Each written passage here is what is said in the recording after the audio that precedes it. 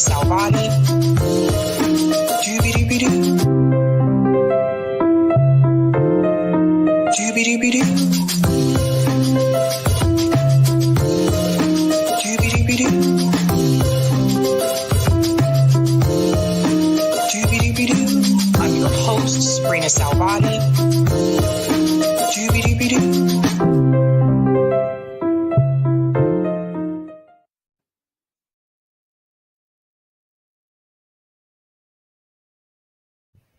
Hello, what is going on, everyone? Shout out to everyone watching on YouTube, Twitter, and Rockfin.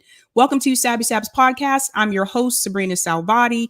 If you are new, I want to let you know that Sabby Sabs Podcast is a part of Revolutionary Blackout Network. You can catch me there on Thursdays for the Roundtable and Fridays for the Sabby Show. And you can catch me here Monday, Tuesday, Wednesday, and Friday. I have a guest with me tonight. His name is Denard Inglis. He's going to do the news with me. He's a former House of Delegates candidate. He was a Democrat, and now he is a part of the Green Party. What's going on, Denard? Feel fire up, Sabby, and thank you for having me. All right, welcome. I want to give a quick shout out to everyone who is a Sabby patron. Thank you guys so much. I really appreciate it. Shout out to all of you. You can be a Sabby member, you can be a Sabby, a Sabster, or the ultimate. So thank you guys so much. Here are all their names here, and their names are also scrolling across the bottom of the screen. I want to give a shout out to Aaron Fights for the People and Suzanne Stone, who recently became Sabby patrons. So thank you so much. All right, so what are we going to talk about tonight? Let me go ahead and share my thumbnail here. All right, tonight we are talking about Khanna blames Manchin and Sinema. What is that about? Why is Khanna pointing fingers? We're going to get into that. We're going to discuss Hillary Clinton 2024. What?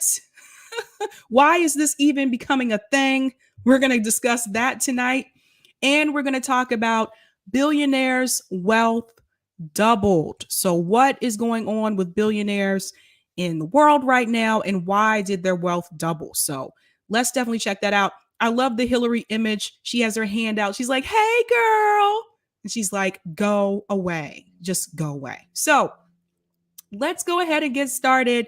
Denard, since you're the guest, which story would you like to start with first? Well, I think we should start first with the Hillary 2024 potential campaign, the presidential campaign. All right, here we go. And I'm sorry to do this to you guys. I know you don't like seeing Hillary on the screen, but we got to talk about this. So I want to give a quick shout out to Case Study QB. He clipped this. Let me go ahead and share this with you. So Fox News was talking about Hillary Clinton possibly running for 2024. Again, shout out to Case Study QB. He does phenomenal work. I want to go ahead and play this video, and then Denard will talk about it after. So I'm going to mute my mic so I don't get an echo. To do, and knowing the people around her. How about a third round of Hillary Clinton? Anyone? Multiple reports that the twice failed presidential candidate has her eyes set on another run. Here's former advisor to President Bill Clinton, Dick Morris, on why we could see Hillary in 2024. There's a good chance of it. Hillary has set up a brilliant strategy that nobody else is able to do. And knowing the people around her, I believe there's only one person capable of that level of thinking, and that's her husband. She has set up a zero-sum game with him. The worse he does, the better she does. Because she's positioned herself as the Democratic alternative to Biden. Not just to Biden, but to the extreme left in the Democratic Party. So he's lumping progressives now with Biden. That's fascinating. Hillary Clinton, Jimmy Fallon, host of Fox Across America on Fox News Radio and Focus Now. Could Dick Morris have that right? Oh. Yes, Harris, I feel so bad for the American people. First, we had to worry about COVID variants. Now we have to worry about Clinton variants. I just want to pause for a second. Denard, in reference to that, do you think that Hillary Clinton has set up a great strategy for 2024? Just curious.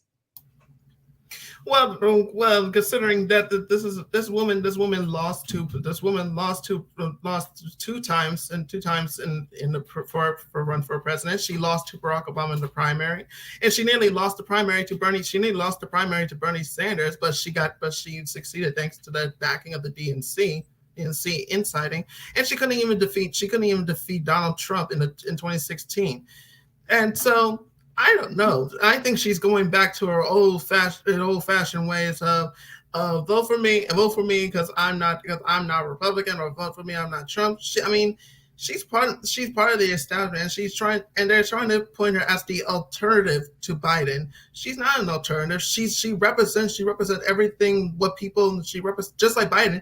She represents everything people can't stand about politics. So I'll be surprised if she makes a third run for president. I mean, Biden did, so I guess 3 times the charm. But how many times she has to lose in order to remind people that no one likes her? Yeah, I agree. I'm glad you mentioned about her run against Obama too, because I think sometimes people forget that Hillary Clinton did run against Barack Obama too.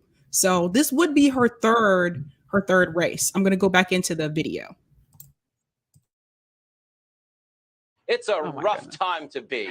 It really is, Harris. But to Dick Morris's point, she is viable. She has a viable lane for 2 reasons. One is that, yes, Biden is polling historically low, and the country has drifted way too far to the left. Okay, for whatever people think of the Clintons, they're not stupid. And when it comes to strategy, there is a huge lane for her to run in, which brings me to number 2, Harris. As you know, she is obsessed with the presidency. And I want you to think about this, Harris. A couple of weeks ago, you know this is true. A couple of weeks ago, she went on TV and read the acceptance speech she would have given had she won the presidency. Harris, imagine you ran into your ex on the street after 4 years and they read you the wedding vows they would have recited in the church had you married them. You would have run for your life. Happened. But in this instance, thank you. Well, in this instance, the Democrats can't run for their life because the crazy ex might be the best option in town. You're the only person I know that can make obsessed have like a whole different meaning, and it's really scary. So politically, though, what does this do for or with or, in spite of Republicans? I mean, it could be Donald Trump. Could we see it again? Well, I do think one of the reasons they're so noisy right now is they are trying to bait Trump into this race earlier rather than later.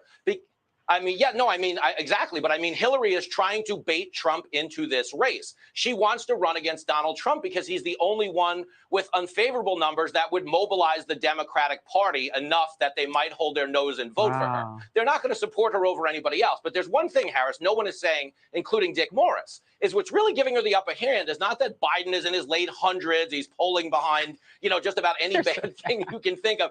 I mean, because again, Harris, they keep saying this, Harris. They keep saying, well, she's younger than Biden. Yeah, so is Moses. That's not the sell here. The sell here is that their policies aren't popular. And are you ready? She can fundraise. No one else in line to potentially succeed Biden can fundraise on the magnitude that the Clintons can. So this is very much alive. All right, we'll move to this. Critics. Okay, ladies and gentlemen, yes, it is a possibility that Hillary Clinton could run again in 2024. I am disgusted. I'm appalled. I do not want to see this woman run again. I feel like she's trying to fix what happened in 2016. How do you feel about that, Denard? Well, of course she is. I mean, she's been obsessed with I can't believe I'm actually agreeing to Fox News about this, but she's been obsessed with the presidency since 2008, and she has been, and ever since her loss to Donald Trump, she's been trying to find a way to get to the presidency. And even people actually thought that in 2020 they thought Biden was going to choose Hillary Clinton to be his running mate. I'm glad that he didn't. I'm glad he read the writing on the wall. in that moment. I wish he could have chose someone more progressive to be his running mate, but we can't get what we want. But yeah, they pointed out she literally read her acceptance speech out loud if she won the presidency. I mean, who does that? I mean, that's someone you're at this point you're basically obsessed with the presidency. So I won't be surprised. Like I said, I won't be surprised that she decided to run. And they pointed out that she's younger than Biden. She's 74. But yeah, she's younger than Biden. Biden is 80, but that doesn't mean just because she's in her mid 70s doesn't mean just she's young. I mean, right. I think it's time for her to accept that no one likes her. Wipe the slate. No one likes her. Stop obsessing with the presidency. Move on or whatever you were doing, and just enjoy the rest of your time. If I recall, there's no doubt if she won the 2016 presidency, I mean, Republicans will find consider the country actually doing her a favor. I mean, if she won the presidency, Republicans will find multiple ways to impeach her. Most of them ridiculous. Most of them ridiculous and not worthy of impeachment. But still, yeah. I got to give a shout out to JB's in the chat. What's going on, JB? JB says, so it's all about fundraising. They're trying to lose so they can fundraise. The presidential election year is political Black Friday for the Democratic Party so they can make more money. Well said, JB. Bill Bradley says, but does she still carry hot sauce in her purse? That's a good question, Bill. Yeah, she's going to try to pander more to people if she runs again as well. Even CNN is talking about this. Guys, I want you to hear these talking points because they're ridiculous. Anybody who falls for this time, I don't feel bad for you. I don't feel bad for you this time. So let me go ahead and play this clip. It says Hillary 2024, given the competition, she may be the Dems' best hope. Hillary Clinton's 2024 election comeback. This is hilarious. Let me go ahead and get this started.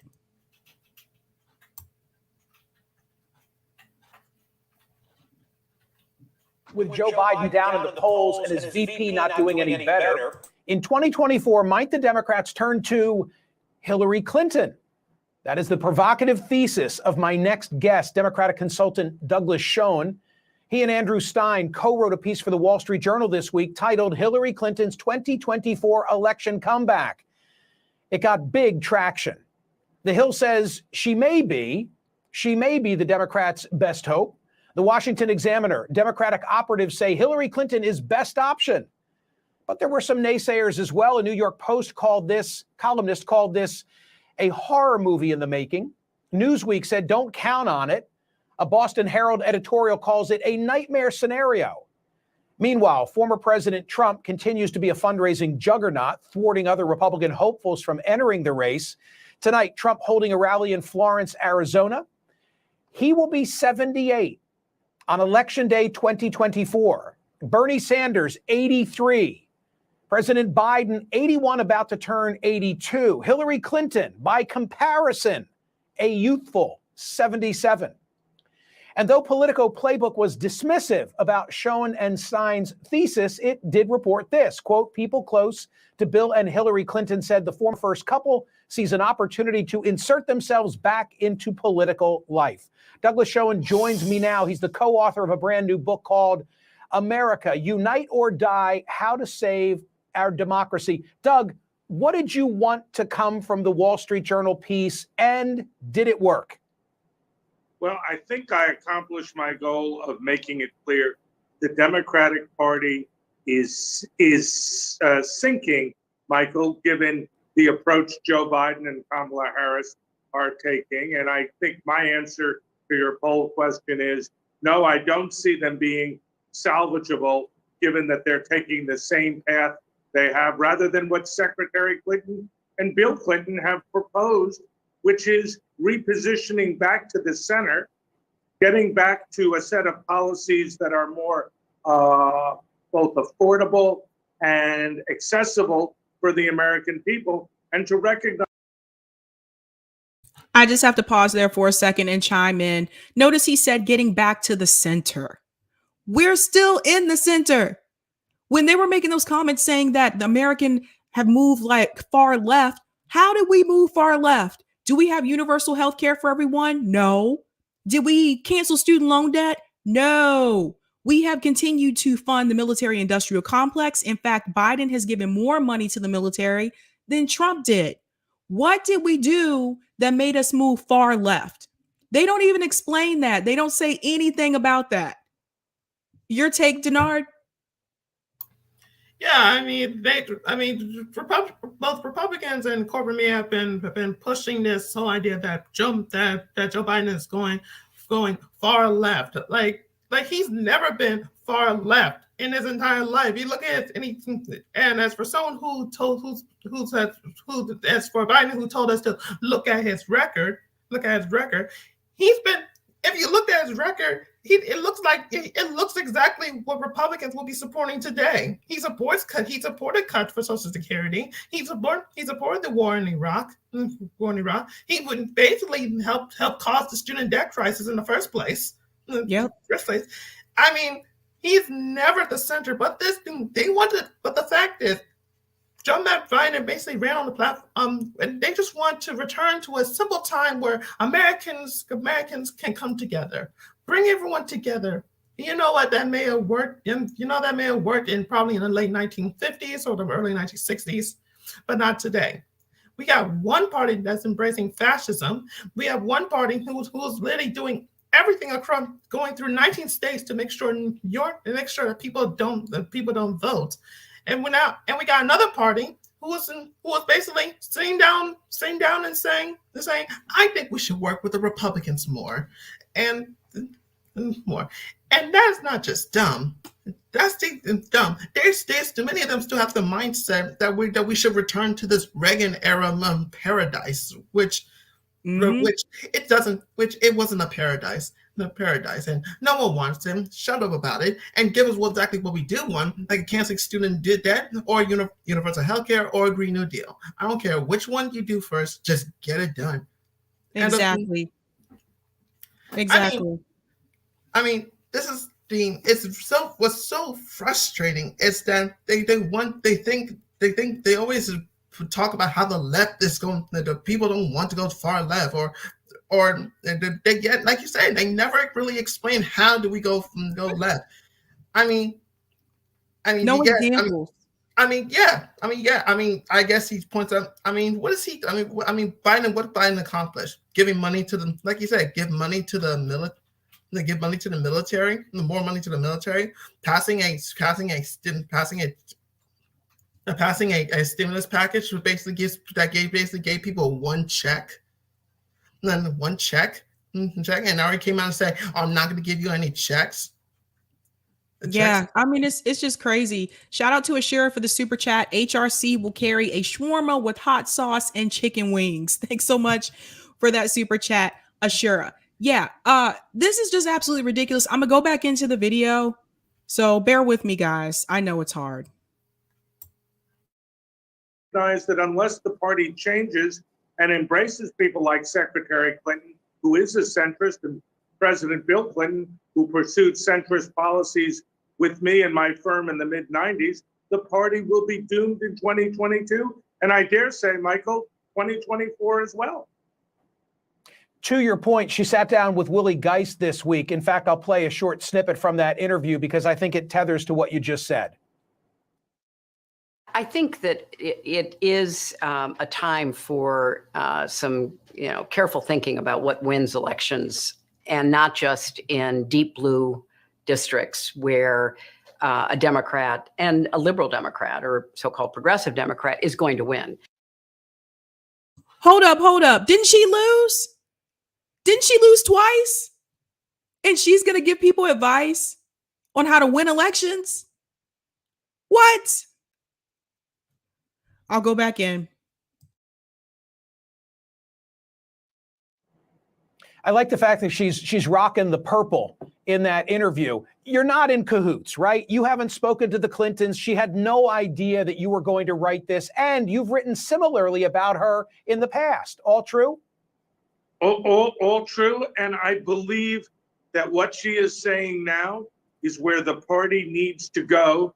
And if Bill and Hillary Clinton reinsert themselves, as you suggest is possible based on the Politico reporting, that's all good. Look, you remember, as do I, 1960, Richard Nixon lost. 62, he lost to Pat Brown for governor of California. 68, the new Nixon came back and was reelected. He was repositioned, a new image. My argument is where the party has no deep bench, the president and the vice president are increasingly discredited, with the president down at 33% approval in the Quinnipiac poll. Secretary Clinton and Bill Clinton offer a breath of fresh air, repositioning, and as I say with Andrew Stein in that piece, a possibility for change that no other Democrat offers as we sit here today. Okay, something I want to add here. He brought up Richard Nixon. It's interesting he brought up Richard Nixon because Richard Nixon was further to the left than Joe Biden on some policies.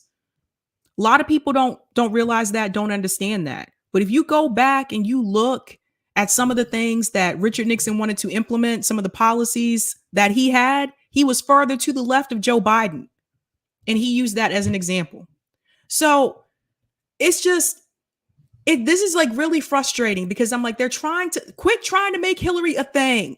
Like, this is the thing. Just stop it. Just stop it. This woman is not going to win. I'm not going to vote for this woman. She wants to bring the party to the center. The party's already in the center. In fact, the party's moving further to the right. And they want to lie to you and tell you that Democrats are moving far left without giving you any examples of how they've moved far left. None of the policies that Bernie Sanders wanted, none of the policies that Joe Biden even ran on. The minimum wage, the student loan debt, none of those things have been implemented. And they're still saying that we're far left. Shout out to Ashura for the super chat.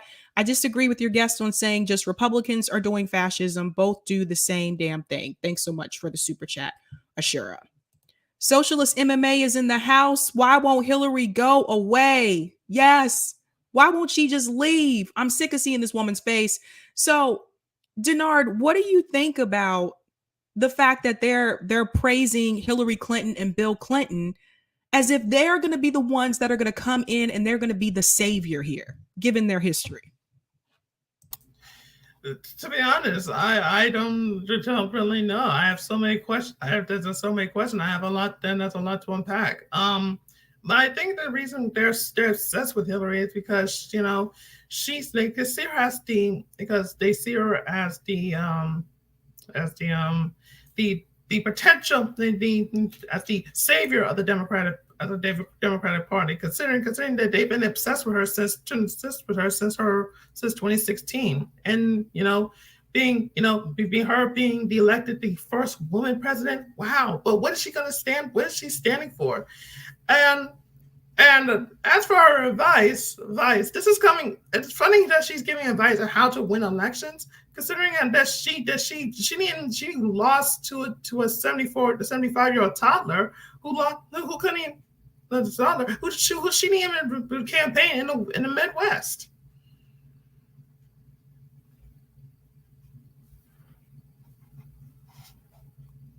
Sorry, I muted myself.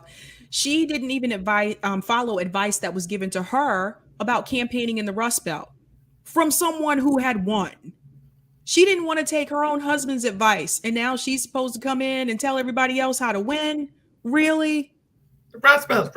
Sorry, I said Midwest. I said Rust. I meant Rust Belt. Sorry.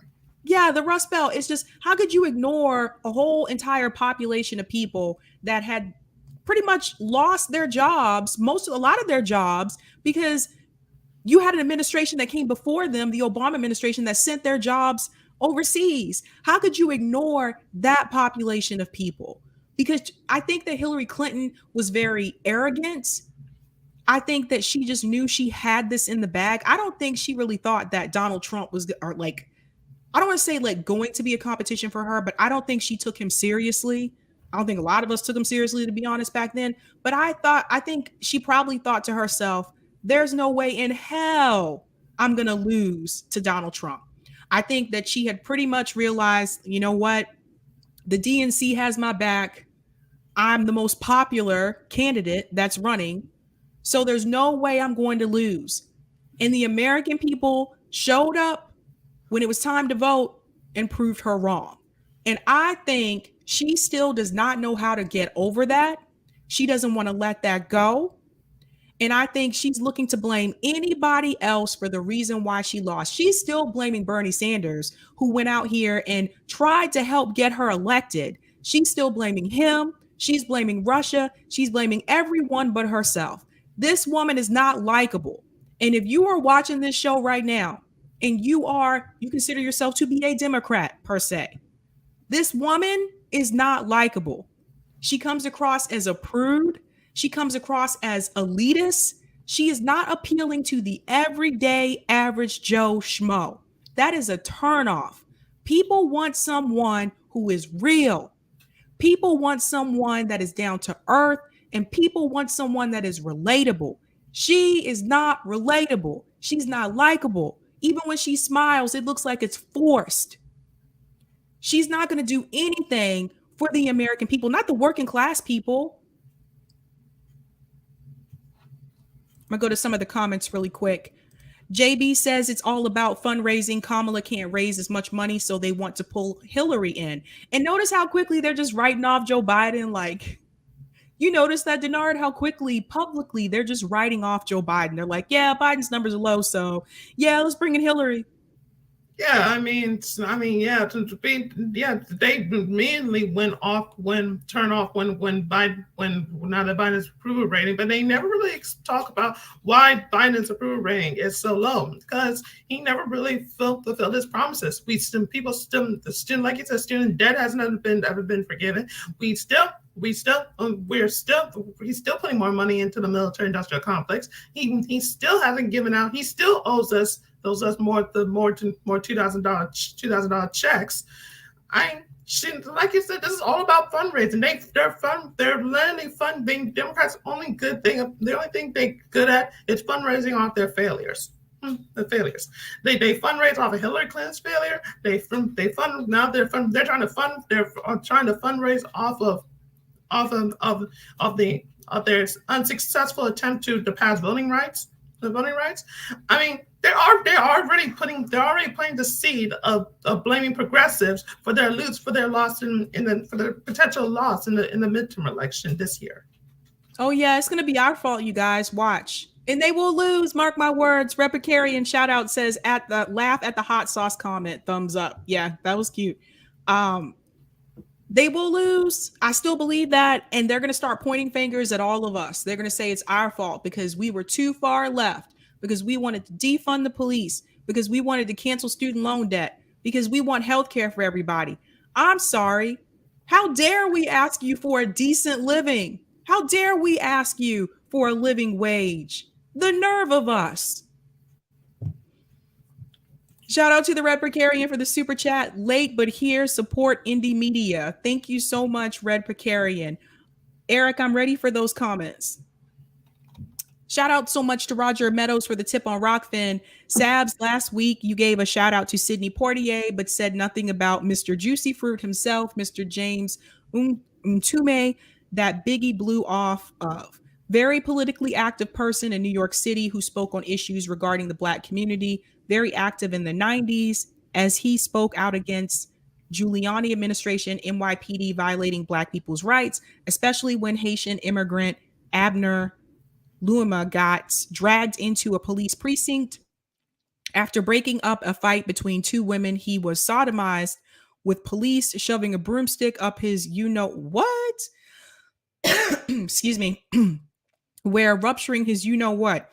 What these sicko psychotic cops did to him was unforgivable. Sure, he got a settlement, but that was from the city. It didn't hit police pensions. Mtume continued his advocacy during the Bloomberg administration as well. I didn't know about that, Roger. Thanks so much. That's terrible. Ohio, it looks like Fox has actually admitted that Biden and what they call are the far left. We just call us government. Oh, we just call U.S. government adhering to the Constitution by promoting the general welfare, as it says in the preamble and financing of it in Article 1, Section 8, Clause 1, are not the same. Reminds of last week when Cruz on Tucker adopted our language of describing the media as corporate corrupt rather than lib media. When the GOP takes over noon of January 20th, 2025, and will be in power till noon, January 20th, 2033, and their appointees to Center for Medicare, Medicaid Services, and Health and Human Services, that won't grant waivers to states to pass Medicare for all. Sabs, this year is too late for Massachusetts to get petition qualifications for initiatives to go on the ballot. You got 2023 and 24 to get in for all on Massachusetts ballot. Same for your comrades Nick and Rome, who live in ballot initiative states too. Well said, Roger Meadows. Thanks so much for that. Yes, the Hillary thing, to me, it's mind blowing. Like, at first I thought this was a joke. I was like, someone trying to be funny here. And then I realized, no, they're really trying to be serious. It's just terrible. Shout out to Ashura for the super chat. I can't wait for the Spider-Man meme when HRC loses. Oh, man. It'll be something. It'll be something. I'm moving on to our second story. And this one is about Ro Khanna and the voting rights bill. So I have to give another shout out to Case Study QB because he came up with this one too. He clipped this as well. Let me share my screen. Man, Case Study is on it. All right. MSNBC, January 17th. This was yesterday, 2022. Ro Khanna interview on trying to get voting rights reform and if hashtag force the vote on the filibuster reform will help. Now, Ro Khanna, to me, his interviews are always, I'm going to try not to laugh because a lot of times I end up laughing at his interviews because I really believe that he believes what he's saying. And that's why it's laughable to me. He really believes when he tells us that these things are going to get done. I think Ro Khanna really believes it's going to get done. I really do. Let me go ahead and play this up for you.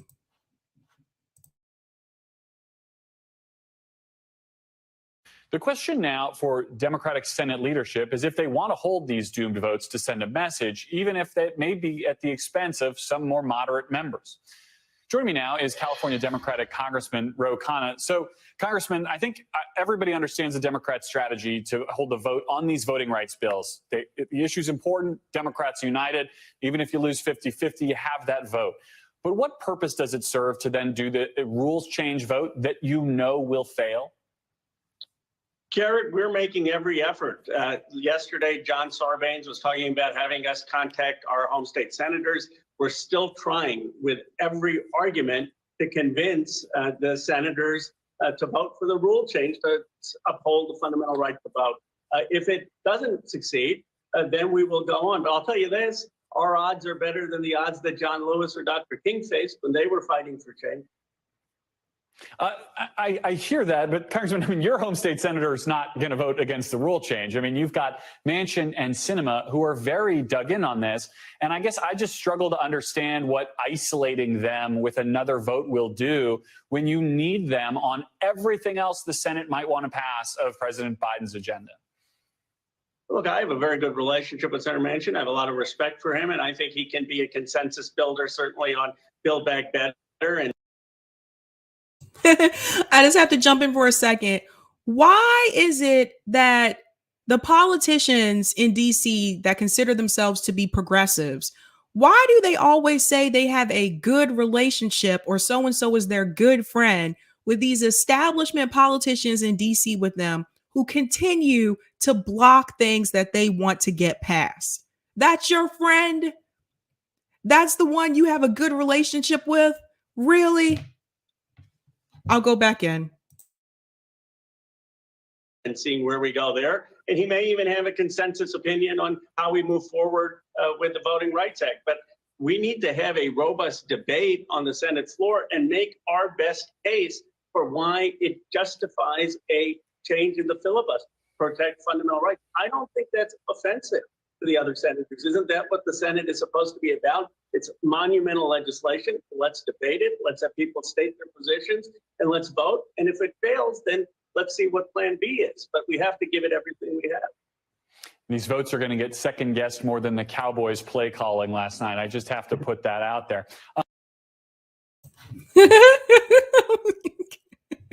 He took a shot at the Cowboys. I'm sorry. I got to laugh at that. That was really funny. All right. Look, I'm curious in the spirit of looking back at history here. I mean, you mentioned John Sarbanes, right? This all started with the For the People Act in the last Congress. As we transitioned to this Congress, we knew the Senate was going to be 50-50. You probably weren't going to have the votes to change the rules. If you could do it all over again, would you have changed how Democrats approached these voting rights bills, maybe tried to build something from the middle out rather than take that bill from the last Congress and build upon that going into this debate now? I just have to say how proud I am of my 49ers since you had the Cowboys. I bet you do. Reference. But look, I think what we should have done is articulated the case for why voting rights matters earlier. Perhaps we shouldn't have had all of the other provisions on gerrymandering and campaign finance. By the way, I love those provisions, but made it about the fact that we shouldn't be depriving people in certain communities of ballot boxes. We shouldn't be kicking people off the voting registration list. We shouldn't be denying people the chance to vote early, and we shouldn't allow Republican legislatures to kick off or it has harsh penalties against local board of election individuals. I would like to add, we shouldn't make it so that third-party candidates have a hard time getting on the ballot. They should be on the ballot in every state. Notice when they're talking about the voting rights, it's all about what is going to work for the Democratic Party. If they really wanted to have fair voting across the board, where are the arguments? Where is the same type of I don't know, like where is this same type of level of urgency to make it so that voting's fair across the board for all candidates, not just those that are Democrats? People who are independents, people who run third party. No mentioning of that. None. In fact, this bill is most likely going to hurt third party candidates. Go out and vote harder, people. Go out and vote harder for the Democrats. That's their response. I think those provisions are fairly uncontroversial because most Americans believe that everyone has to have the right to vote. And if we came around and made the case about that, I think maybe we would have had a better chance of building a broader consensus.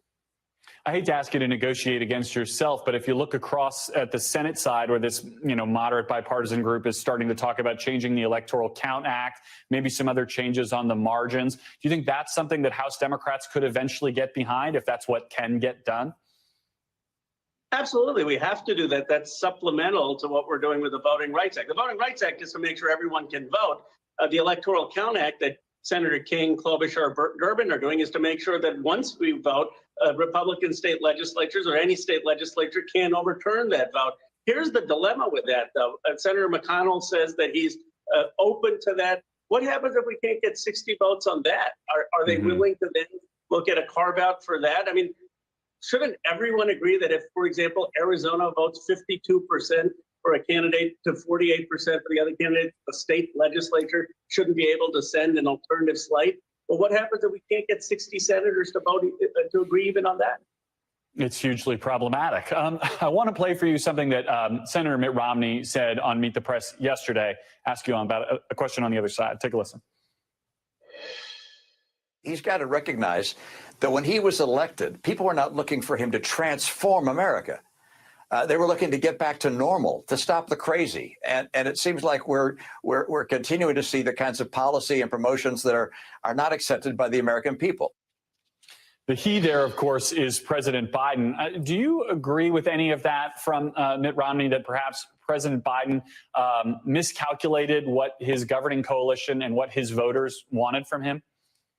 No, with due respect, it's why Mitt Romney lost his presidential election. He doesn't understand that there's anger in this country with deindustrialization, that there's anger with hedge fund buyouts, that there's anger with the offshoring of jobs, and that to defeat Trumpism, to return the country to normal, you needed an agenda. You need an agenda that brings jobs, brings prosperity, brings manufacturing back to areas that have been left out, and that speaks to people's economic dislocation.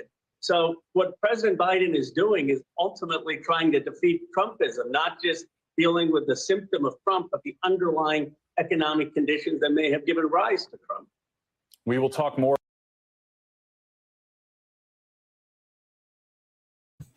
That was towards the end of that anyway. I do want to comment on something, and then Denard, I'm going to go to you as well.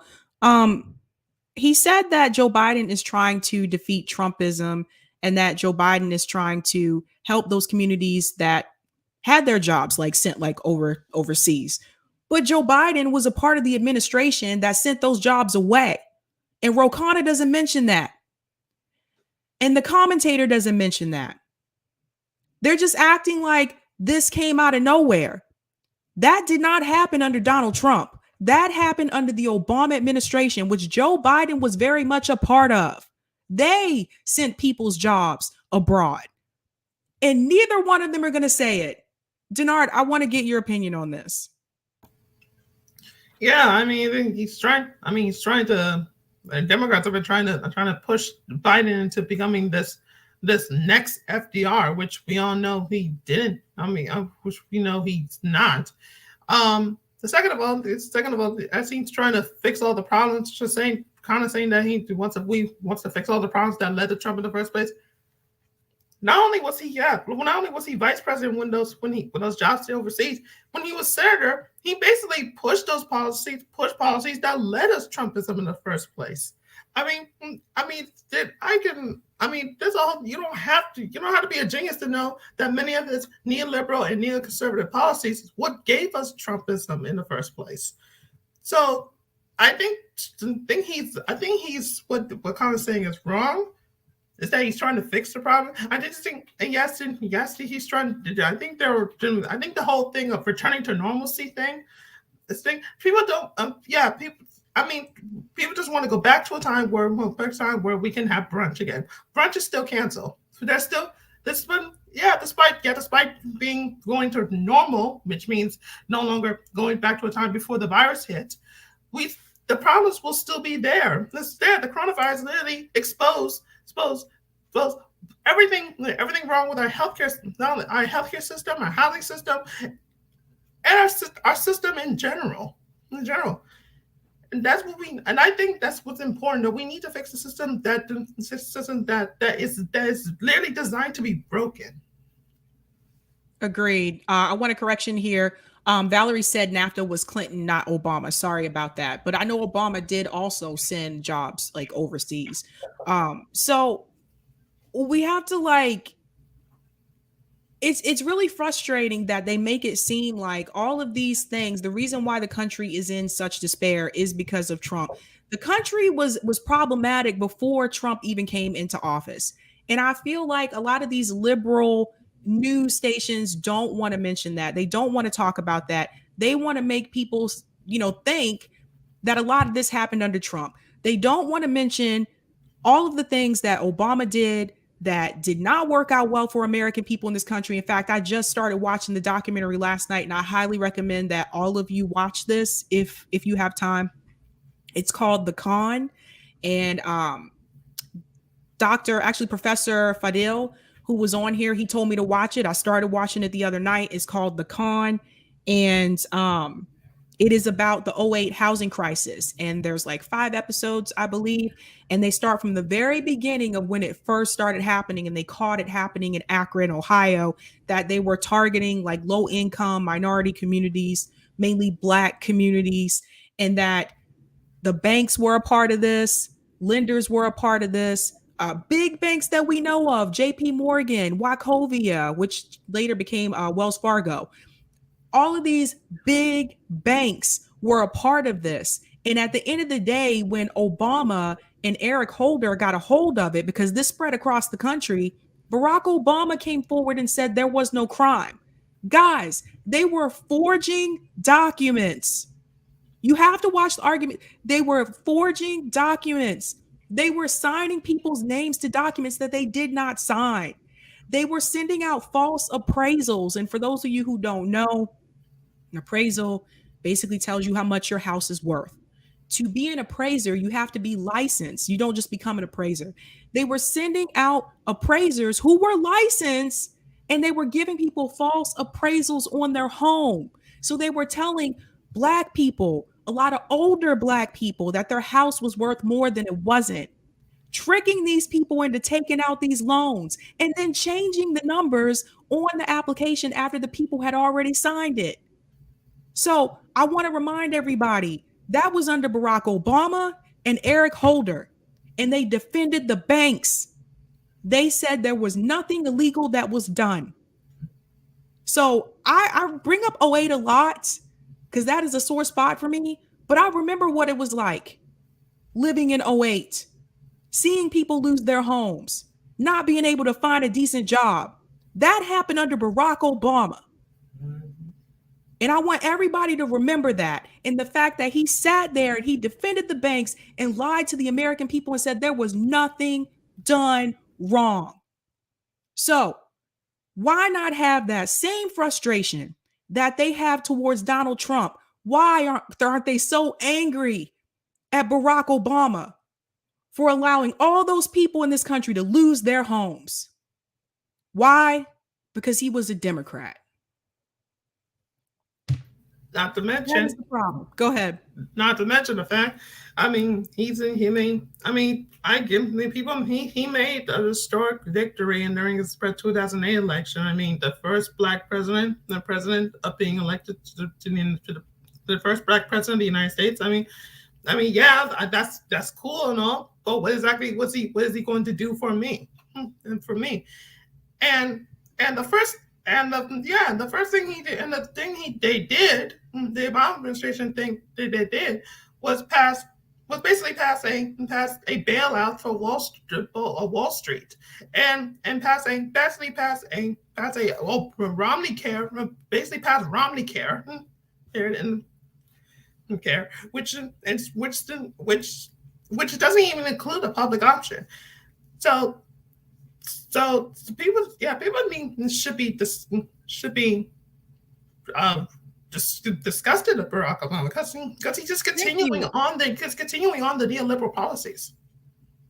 They should be just as livid. Like, that's what bothers me. That's what really gets to me when they say things like, well, Hillary Clinton and she's going to come in and clean things up and she's the way to go. We need to move further to the center. You never hear them talk about doing anything for the American people. We're just supposed to go vote for them because they have a D in front of their name. We need to start demanding things. We need to start saying, you need to do this, this, and this, or you get nothing from me.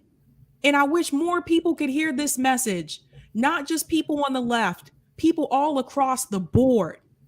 Everybody needs to understand that at the end of the day, they serve the corporations. Look how quickly they protected the banks. Look how quickly he bailed out the banks.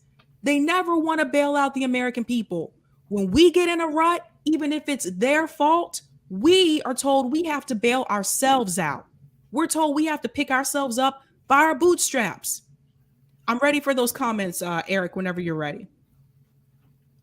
I'm sorry, I get fired up about 08.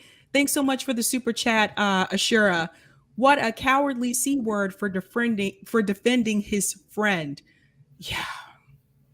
Yeah. Thanks so much, Replicarian, for the tip on Rockfin. Ro Khan A represents the undemocratic party. Why do I laugh every time I see Mitt Romney? I don't know. Roger Meadows, thanks so much for the tip on Rockfin. They were trying to get Cuomo to bump Joe after he won the primary. Don't forget the interview of late, great Ed Schultz gave before he died, when in 2016, his show was getting ready to cut to Bernie making his announcement to run, and he got a call from Phil Griffin ordering him not to go to Bernie. That order came down from Adam Lack after speaking with Hillary. There you go. FDR had issues for sure. Japanese American internment camps, African American or ADOS getting ignored, abused and ripped off and cut out of the New Deal, Native American issues, etc. But the good that he did was not because he was a good guy. FDR's wife pushed him a little, but the socialists and communists and unions pushed FDR a lot. That's why we got the very imperfect New Deal. Socialist MMA says when Sabby is mad, she is too powerful. Hey, Nick. Yeah, no, I'm glad you mentioned that, Roger Meadows. The people rose up, and that's why those things happen. It didn't just happen. It wasn't like he was just trying to be a good person and said, hey, I want to give people all these benefits. No, the people rose up. Go ahead, Denard. Sorry, I cut you off. Yeah, I mean, FDR didn't. There's a lot of flaws that FDR has done. Such as ignoring the African American community and the Japanese American term again. Yeah, and if the people seem to forget about how the New Deal was pushed, how he pushed the New Deal. Like you said, like the commenter said, it was his wife and socialists and communists who rose up, and workers who rose up and calling for FDR to take action. And yes, the New Deal is not perfect, but that's why so many of us are trying to push for a perfect New Deal, as I like to call it, I'm trying to call it as a perfect New Deal, something that's of, by, and for the people. Right. Desert Mantis has a good point here. Obama helped crush Occupy Wall Street. Yes, and almost every progressive movement we tried to do after that, and not even always political. He was also the one that ended the NBA strike. He messed up Black Lives Matter. Let's remember, he militarized the police and sent them into Ferguson. He was the one who spoke out against defunding the police, which he actually got some pushback on that. I don't think he was really expecting that. Different generation, different time. Different generation, different time. I want to go into the third story. Oh, I have one more thing to say about the voting rights. You guys do know that Joe Biden and Kamala Harris went down to Georgia to talk about voting rights, and he went to HBCUs. And I mentioned this earlier before, but it really irks my nerves, so I'm going to bring it up again. He went to HBCUs, basically telling them, we're going to get this passed so you don't have to deal with these issues when you come out to vote next election. Basically also telling them, come vote for me again, even though he totally reneged on his promise to cancel student loan debt for HBCUs. Then he had the nerve to show up there again and ask for another favor. Really? Sorry, that irks my nerves. Going into my third story, which is billionaire wealth doubled. Let me go ahead and share my screen, because although some people lost their jobs during the pandemic and some people lost their homes, there were a few who actually made more money during the pandemic. Now, this is from the BBC. Wealth of world's 10 richest men doubled in pandemic. Here we go. Of course, there's Bezos. Of course, you know he would be on there. Now, this also includes Elon Musk, Bill Gates, and Mark Zuckerberg.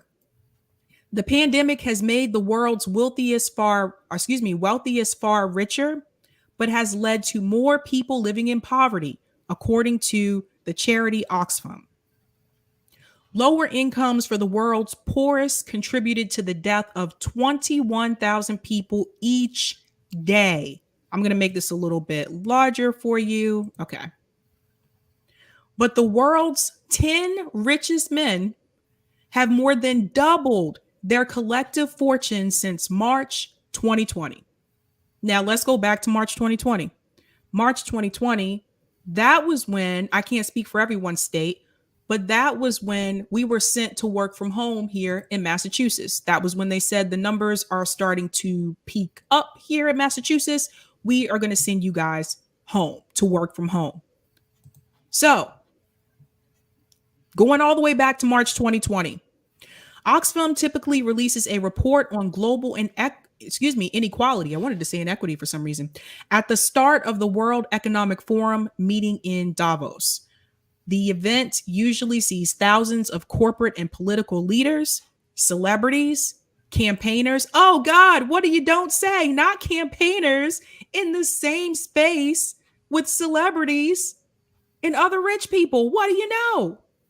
Economists and journalists gather in the Swiss ski resort for panel discussions, drink parties, and schmoozing. However, for the second year running, the meeting scheduled for this week will be online only after the emergence of the Omicron variant derailed plans to return to an in-person event. This week's discussions will include the likely future path of the pandemic, the jab equity, and energy transition. So let me get down to here. According to Forbes figures cited by the charity, see what I was telling you last night about charities? For those of you who tuned in last night, remember I told you a lot of times these charities are connected to wealthy people? So you're putting the money right back up to the top. It's a top-down organization. According to the Forbes figures cited by the charity, the world's 10 richest men are Elon Musk, Jeff Bezos, Bernard Arnault, and the family. Bill Gates, Larry Ellison, Larry Page, Sergey Brin, Mark Zuckerberg, Steve Ballmer, and Warren Buffett. While collectively, their wealth grew from $700 billion to $1.5 trillion between March 2020 and November 2021. During a time where a lot of people were laid off from work or just flat out lost their jobs because they worked at businesses that had to close permanently, these men had their wealth grow from 700 billion to 1.5 trillion.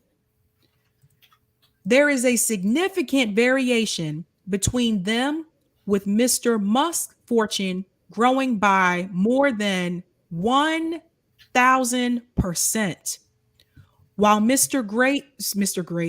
Gates rose by a more modest 30%. The wealth of the world's richest is typically tied up in their stock holdings, which fell sharply in March 2020, meaning the subsequent growth was from this lower base. If Oxfam had measured from just before the pandemic began, the growth would have been less pronounced. However, one of the report's authors, Max Lawson, told the BBC, if you take the wealth of the billionaires in mid-February 2020 instead, we estimate that the increase in the top 10 richest men is more like 70%, which would still represent a record-breaking increase. Something like of which we have never seen before. Denard, I want to get your take on that. Oh, sorry. I didn't mute myself for a second. Yeah, we have, billionaires throughout this entire pandemic, the billionaires have somehow found a way to accumulate more and more money. And the fact is because the policies that are being put in place are basically make sure that the wealthy gets more wealthier. The first stimulus package that's been passed in Congress, was basically a giant bailout for corporations and billionaires. If you look at the policies that have been passed in Congress throughout the entire year, through decades, it was nothing more like helping the rich get more richer, while making sure the poor stay poor. And that's why there are so many policies in place, like the bailing out Wall Street, or sending out or the 2017 tax cut, and And I think what the pandemic did is help them even make more money. I don't have an economic degree on this, but I would say that it's because of decades of policies of protecting the rich, and making sure the rich get more money. It helped them achieve this so-called big accomplishment of making trillions of dollars without putting in the work. Well, I can't say this. They also made their money off the back of the workers who basically get paid crumbs.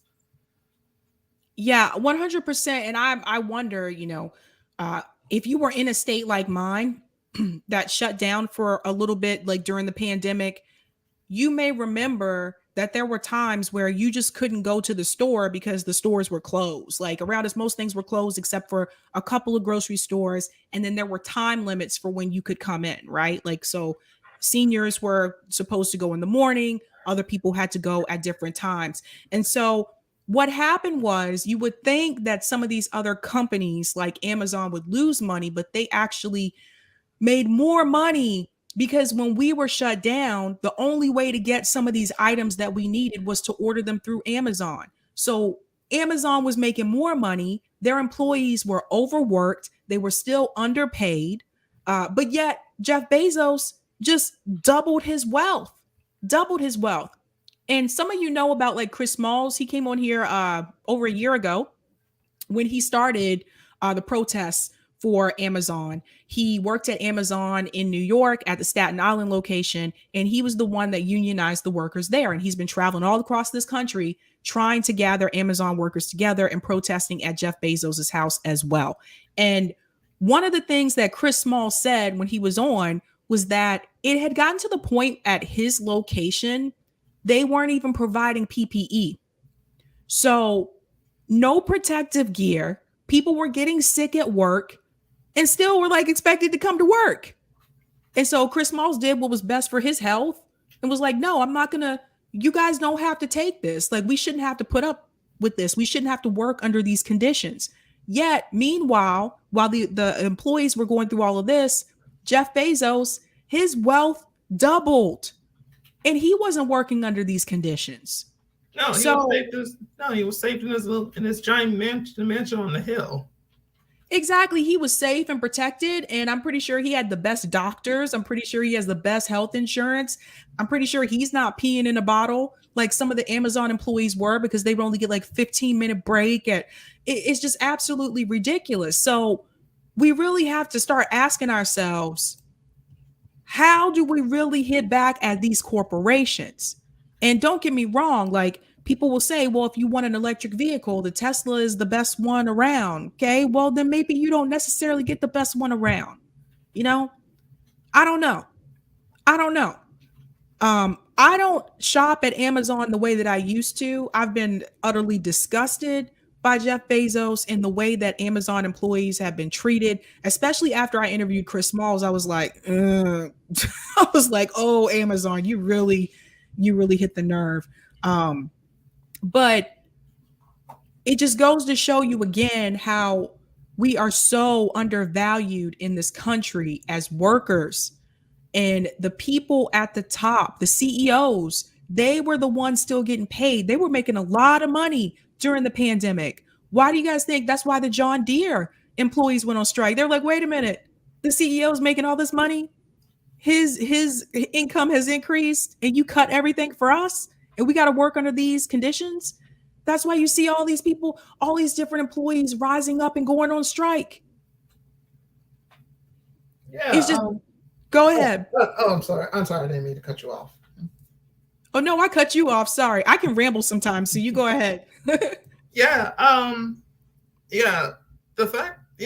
Workers are going on strike because they're sick and tired of being paid a not even a living wage. I mean, what's 7.25 hour going to do to help you pay your rent, or keep a roof over their head and food on your plate, or like you said about Amazon workers working in the warehouses, literally giving 15-minute breaks and literally have to pee in a bottle.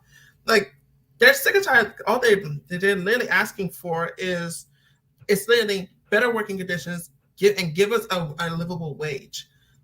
And the fact is that we are still, and it still hasn't. They're still on strike because they're basically saying no, and no, we're not going to give you that. And politicians are basically saying we're agreeing with corporations, get back to work. So from, like I said, if workers out there keep holding firm, keep going on strike, demand better. Yeah, I agree. I found that interview. I'm only going to play like a small clip from it because I want you guys to hear what Chris Smalls said, because this was very telling to me. And this is why I was just like, I can't believe that this guy, like, people were still working like at this company, like after all this. But then again, you got to understand, this was like the only job in town for like some people. So let me see if I found, yeah, this is the spot. Yeah, there was definitely no, eventually March 24. Oh, I asked him about the PPE.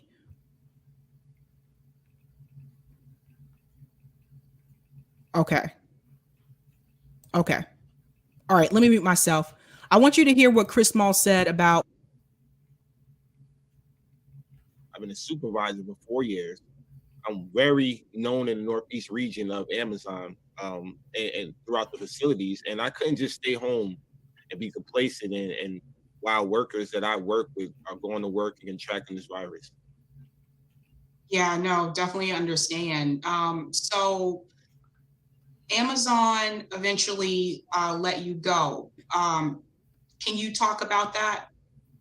Sure. So March 24th last year, that's when one of my colleagues that I work with in my department was sick, physically sick. I mean, I could see in her eyes the moment I seen her that morning, her eyes were bloodshot red. And I know that was one of the symptoms they were saying on the news at the time. She had her own facial mask on. Thank God that she brought her own, because days later she did test positive, and she's been around hundreds of workers for 10-hour shifts. So that same day, 2 hours later, we had a meeting, and in that meeting, they told us as supervisors not to tell anybody that somebody tested positive 2 weeks prior. So that was my last time working for Amazon right then and there. I told them, we should close this building down. They looked at me like, no, business as usual. We don't want to cause any panic. So that's when I started to organize the workers. I left the building around 12 o'clock that day, not to return back to work ever. Not knowing that I would be fired, but just saying like not to return back until we get some type of outside attention. So I started sending out emails to the health department. I actually shared some on my Twitter today, the ones I did put together. I said, you know what? I got to go back to the building because I have to tell people the truth. Nobody else is going to do it. So me and my colleague that I work with, he's actually one of my employees. We decided to go back to the cafeteria every single day that following week and tell as many workers as possible. And we marched into the general manager's office every morning, interrupting his meetings, and letting the workers know that they possibly been exposed already. At the end of the week, March 28th, that's when they decided to just quarantine me. Nobody else, not even the person I ride to work with, nobody in my department. And out of 5,000 people, I was probably the second or third person to be quarantined. When I already explained to them that not only did my colleague test positive, but this virus has been here. We don't know where it came from. Everybody could have been exposed. So I knew they were using that as a tool to silence me and stop me from organizing workers. So I decided to go forward with the protest I did on March 30th. And 2 hours after that demonstration, that's when they fired me over the phone. Wow. Where was like the mayor or the governor in I'm not going to play all of that for you guys, but you can watch that interview, whenever you have time. But that was Chris Smalls like talking about like what he went through there, how he organized the workers and how they were being treated. And it's unfortunate that anybody should have to go through that. And yet I could show this interview and this story to millions and millions of people, and they will still continue to support Amazon. How do I get people to not do that? I'm asking you guys. Maybe you guys know better than I do. How do I get people to not do that? Denard? It's not what you can do to get people. It's what we can do to help workers understand the conditions that they've been put into to other people. They're excited about getting their package and getting their package from Amazon, but they have to understand what the people who made sure that package gets delivered to the house goes through, and the fact is that and not to mention the fact the deck of years of anti-union and anti-union propaganda that's been pushed by not just by Amazon but other corporations has basically sunk into the mindset that's the mindset of Americans that it's no words to describe. But I think it's best. What we should do is get Amazon workers to come out, educate civilians that despite you got what you want from Amazon, but you need to understand how you were able to get it. You're able to get it. That we work our tails off. We work nonstop on our feet. Their feet. Pissing ourselves trying to make sure that you get that package to your home. That's I think that my way of trying to get people on the workers' side. So I really hope it helps. Thanks, Denard. Eric, I'm ready for those comments. Alrighty, Red Picarian, thanks so much for the tip on Rockfin. Sabby, I was reading a book called Ordinary Persians, and the Prussian German peasantry in the 1800s got more time off and more benefits than we do in the US today. I was shocked. The landowners had to concede certain things because the people gained the freedom to go to other junkers, landholders. Meanwhile, we're afraid to leave our place of employment today. We are mere serfs. And while we are already serfs and peasants, the powers that be aren't satisfied with that. They now want us all to be slaves. Thanks so much for that, Red Picarian.